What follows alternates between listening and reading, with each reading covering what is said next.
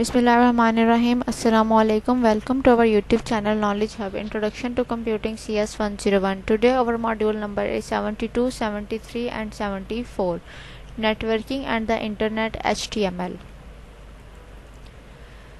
A traditional hypertext document is similar to a text file. अब जो traditional hypertext document था वो similar किसके है, एक टेक्स्ट फाइल्स के, बिकॉज इसमें जो टेक्स्ट होता है वो इनकोड किया जाता है करैक्टर बाय करैक्टर यूज़ करते हुए सिंपल आस्की कोड और यूनिकोड.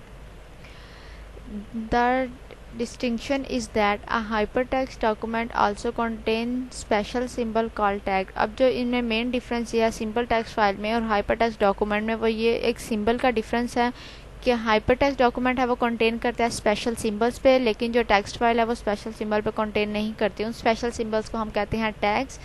टैग्स डिस्क्राइब करता है कि जो डॉक्यूमेंट्स हम राइट कर रहे हैं वो कंप्यूटर स्क्रीन पे डिस्प्ले स्क्रीन पे किस तरह शो होना चाहिए, ये उसकी अपीयरेंस होगी वो कैसी हो, ये सब कुछ टैग्स डिस्क्राइब करते हैं.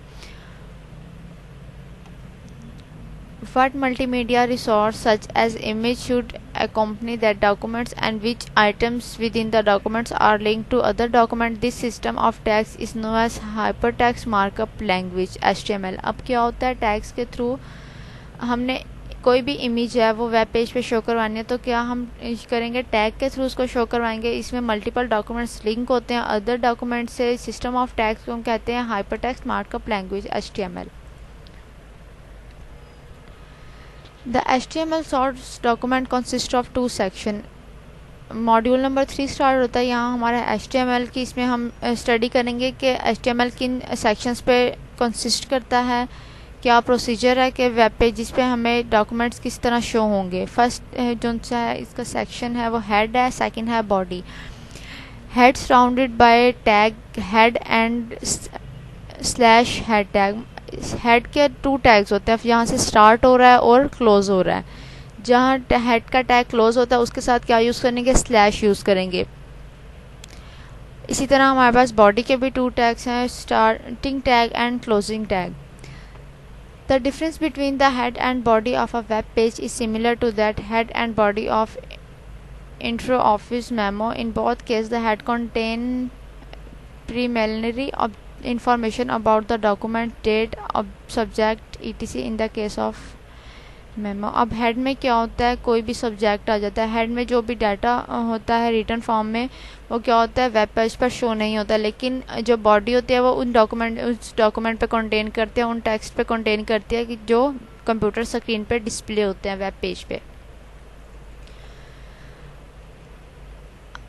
The head of a web page contain only the title of the document surrounded by title tag. head जो है वो फर्स्ट जो टैग हेड के अंदर यूज़ किया जाता है वो टाइटल का टैग होता है जो कंटेन करता है टाइटल टैग पे. This title is only for documentation purpose. It is not part of the page that is to be display on a computer screen. Title जो होता है हम राइट करते हैं टाइटल टैग में, वो डॉक्यूमेंटेशन पर्पस के लिए होता है, वो वेब पेज पर शो नहीं होता. यहाँ देखिए हेड का टैग स्टार्ट हो रहा है, नेक्स्ट हेड के टैग के दरमियान में आएगा टाइटल का टैग. टाइटल के टैग में हमने राइट कर दिया माय वेब पेज के शो हो जाए कि ये माय वेब पेज शो होगा. URL से थोड़ा ऊपर शो हो जाता है लेकिन ये वेब स्क्रीन पर शो नहीं होगा. The material that is displayed on the screen is contained in the body of document. जितना भी मटेरियल डिस्प्ले होता है यूज़र स्क्रीन पर वो कंटेन करता है डॉक्यूमेंट की बॉडी में. The first entry in the body of the document is is a level 1 heading. First जो डॉक्यूमेंट होता है बॉडी के टैग में वो सराउंड करता है वो होती है हाई लेवल हेडिंग होती है.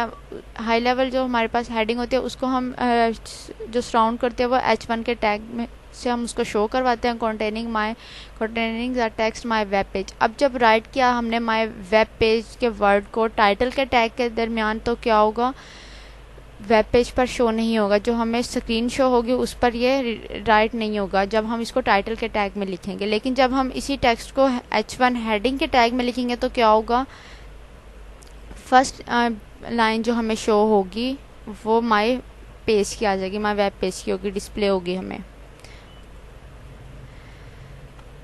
The next entry in the body is paragraph of text surrounded by the P tag containing the text. Click here for another page.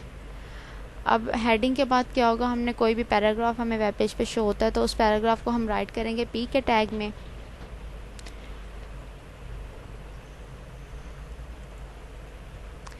Diagram में देखिए हमारे पास पूरा एक कोडिंग आ गई है किसी भी वेब पेज की. स्टार्ट हो रही है HTML टैग से. HTML का फर्स्ट आएगा start and closing tag. Next आ गया हेड का tag and the second one is body tag. अब HTML के 2 सेक्शंस से first is head and the second one is body.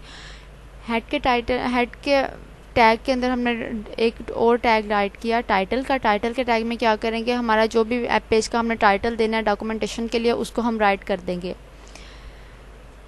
Head का टैग क्लोज होने के बाद स्टार्ट होगा बॉडी का टैग. बॉडी का टैग स्टार्ट होगा, उसमें फर्स्ट चीज़ जो राइट करेंगे वो कोई भी हमने पैराग्राफ लिखना है, ऐसे लिखना है, उसकी फर्स्ट ऑफ ऑल हम हेडिंग देंगे. वो हेडिंग हम लिखेंगे H1 के टैग में.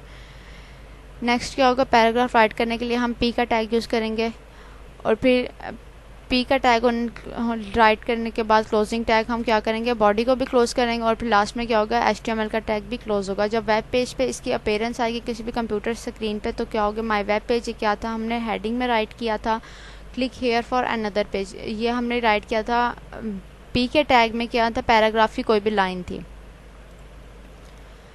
The browser to display another page to cause the appropriate action we must link the word to another document. जब भी हमने एक वेब पेज से मूव करना होता है दूसरे वेब पेज पे तो क्या करते हैं, हम वर्ड को लिंक कर देते हैं उस वेब पेज के साथ. When the word here is clicked we want the browser to retrieve and display the web page at the URL.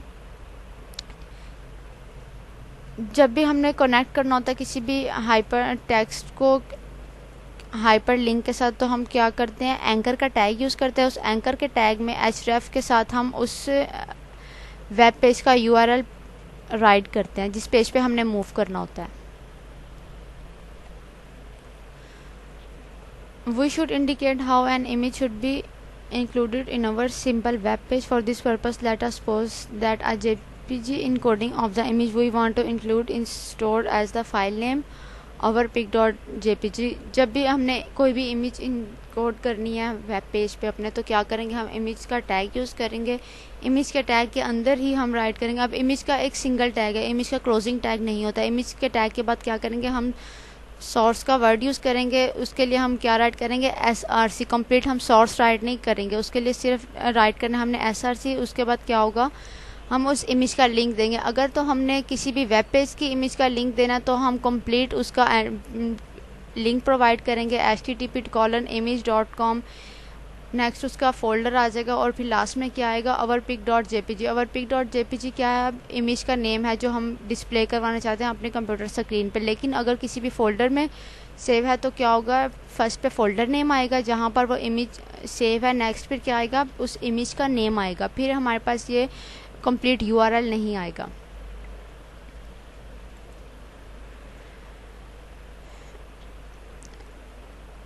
Module number 74 में आता है मोर ऑन HTML.